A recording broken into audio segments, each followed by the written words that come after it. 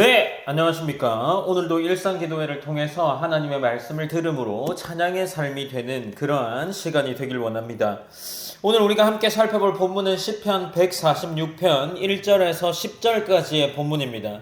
시편 146편은 시편 전체에서 마지막 부분에 해당하는 하나님을 찬양하는 찬양시입니다.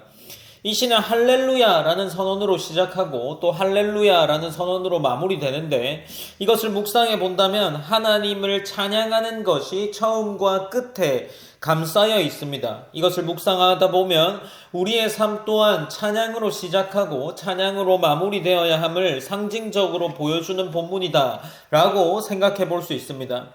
본문을 함께 살펴보면 1절과 2절에서는 시인은 자신의 영혼을 향해 명령하듯이 말하고 있습니다. 내 영혼아 여호와를 찬양하라 라고 이야기를 하죠. 여기서 찬양은 감정의 의지적인 결단에 가깝습니다. 시인이 어떻게 고백하고 있습니까? 무언가 찬양할 때에 조건을 달고 있지 않습니다. 상황이 좋을 때만 하나님을 찬양하겠다라고 말하지 않습니다. 나의 생전에 여호와를 찬양하며 나의 평생에 내 하나님을 찬송하리로다 라고 고백을 하고 있는 거죠. 이 고백이 어떤 의미이겠습니까? 삶의 조건과 상관없이 존재 자체가 하나님을 찬양하는 이 찬양이 되겠다라는 신앙 고백을 하고 있는 겁니다. 그러니 찬양은 무엇입니까? 우리에게 있어서도 특별한 순간에 하는 것이 아니라 우리의 평생의 방향이 그리스도와 삼위 하나님을 찬양하는 방향이어야 한다라는 것이 이 시의 첫 고백이다라는 겁니다. 이어지는 3절과 4절에서 시인은 찬양에 대한 이유를 더 분명하게 이야기하고 있습니다. 146편 3절입니다. 귀인들을 의지하지 말며 도울 힘이 없는 인생도 의지하지 말지니 라고 기록을 하고 있습니다. 여기서 귀인은 권력자나 지도자, 영향력 있는 사람을 의미하겠죠. 시인은 사람을 의지하는 것이 왜 허망한지를 분명히 말하고 있습니다. 그것이 3절에 이어지는 4절에 기록되어 있는데, 그의 호흡이 끊어지면 흙으로 돌아가서 그날에 그의 생각이 소멸하리로다 라고 이야기를 이어나가죠. 어떻습니까? 사람 존재의 한계를 분명하게 이야기하고 있는 겁니다. 아무리 능력 있고 그가 귀인처럼 보일지라도 생명의 주권은 하나님께 있다라는 고백을 하고 있는 거죠. 이제 5절에서는 이 시의 분위기가 조금 전환되는 전환점이다라고 할 수 있습니다. 5절 본문에서는 야곱의 하나님을 자기의 도움으로 삼으며 여호와 자기 하나님에게 자기의 소망을 두는 자는 복이 있도다 라고 이야기를 하죠. 인간을 의지하는 삶과 하나님을 의지하는 삶이 분명하게 대조됩니다. 하나님을 의지하는 사람은 상황이 항상 순조롭기 때문에 복되다 라고 찬양하지 않습니다. 흔들리지 않는 소망을 가지고 있기 때문에 그가 복된 삶을 살아갈 수 있는 거죠. 여기서 소망을 둔다라는 것은 일시적인 기대가 아니라 삶 전체를 맡긴다라는 의미를 가지게 되죠.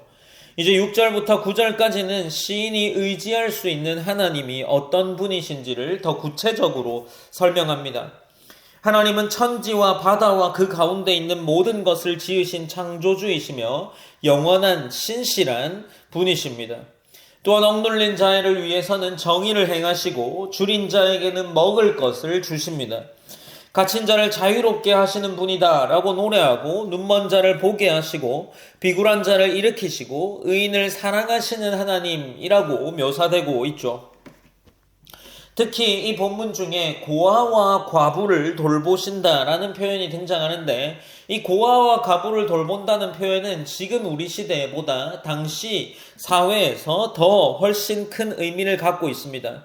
가장 연약한 존재로 여겨지던 고아와 과부를 돌본다는 것, 하나님께서 직접 책임지시겠다는 선언이죠.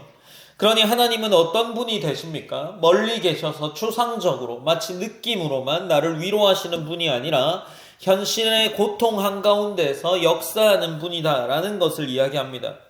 반대로 9절 후반부에서는 악인의 길을 굽게 하신다라고 말하죠.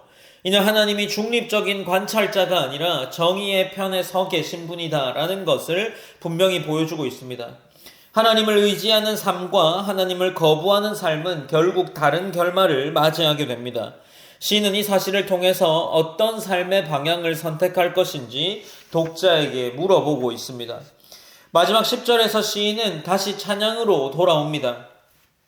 10절입니다. 146편 10절에서는 시온아 여호와는 영원히 다스리시고 내 하나님은 대대로 통치하시리로다 할렐루야 라고 기록합니다.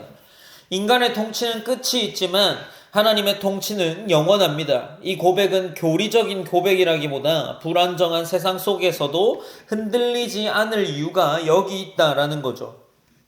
그러니 시편 146편은 우리에게 분명히 말하고 있습니다. 사람을 붙들면 실망하게 되지만 하나님을 붙들면 소망이 된다는 겁니다. 그러므로 우리의 하루는 다시 하나님을 의지하는 찬양으로 시작되어야 합니다. 이것이 시인이 우리에게 초대하는, 그리고 하나님이 우리에게 요구하시는 삶의 태도, 찬양의 삶이라는 겁니다.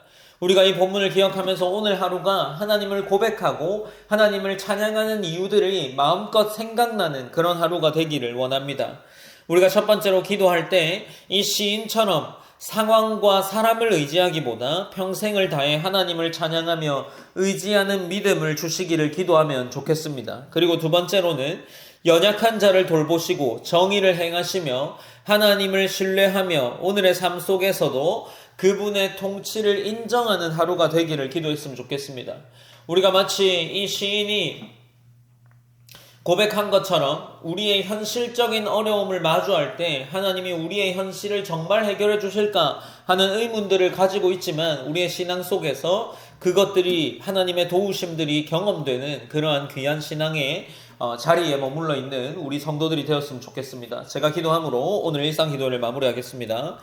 사랑의 하나님 감사합니다. 하나님 우리가 오늘도 일상기도회를 통해서 하나님 앞에 고백하며 나아갑니다. 하나님이 시편을 살펴볼 때마다 시인들의 찬양들이 계속해서 기록되어 있습니다. 특별히 오늘은 우리의 삶이 찬양으로 시작해서 찬양으로 마무리되어야 한다라는 상징적인 그런 묵상을 하게 하는 본문입니다. 하나님 이 시인이 고백하는 것처럼 우리의 삶도 조건이나 상황을 따지고 찬양하는 것이 아니라 그저 하나님에게 나의 평생에 나의 생전에 모든 시간 동안 하나님을 찬양할 수 있게 원한다라는 고백들이 우리 가운데 있을 수 있도록 인도하여 주시옵소서. 그리하여 우리 삶이 자리자리마다 더욱 풍성한 하나님의 은혜가 맺어지는 그러한 우리 삶이 될 수 있도록 인도하여 주시옵소서. 모든 영광 하나님께 올려드리며 오늘 하루도 귀히 돌봐주실 하나님의 은혜를 기대하며 나아갑니다. 살아계신 예수님의 이름으로 기도드립니다. 아멘.